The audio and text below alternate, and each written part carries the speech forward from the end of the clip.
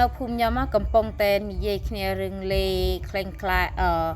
លេកូពីនិងលេពិតប្រកបបងប្អូនចាគឺ friend មកNNP ចាលេចេតនាចាជាលេដែលខ្ញុំប្រើផ្ទាល់ដែលចាក្នុងនាមខ្ញុំជាអ្នកប្រើខ្ញុំសូមផ្ដាំដល់ស្រីគ្នាយើងណាដែលប្រើ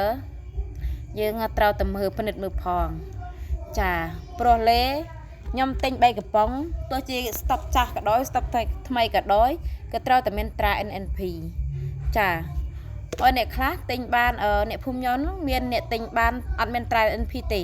ប៉ុន្តែសេរីចេញថ្មីគ្នាចា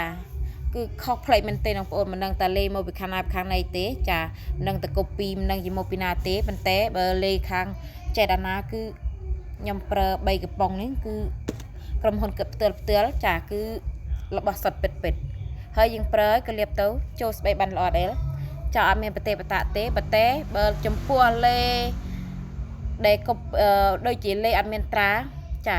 អ្នកភូមិខ្ញុំប៉ះម្នាក់ហើយចាគឺគាត់និយាយថាលេនោះក្លិនក្អូបក្លិនចង់ដូចគ្នាប៉ុន្តែសាច់លេស្អិតលាបតើរៀងកតេកតាបន្តិចដូចលេលាយលក្ខណៈថាដូចលេលាយបើសាច់លេដែលខ្ញុំប្រើគឺលាបតើក៏ចូលស្បែកបានល្អចានេះហើបងប្អូនសេស្រីគេយើងមើលផងមុនទិញចាខ្ញុំខ្លាចតែប៉ះលេគេលាយអត់មានគុណភាព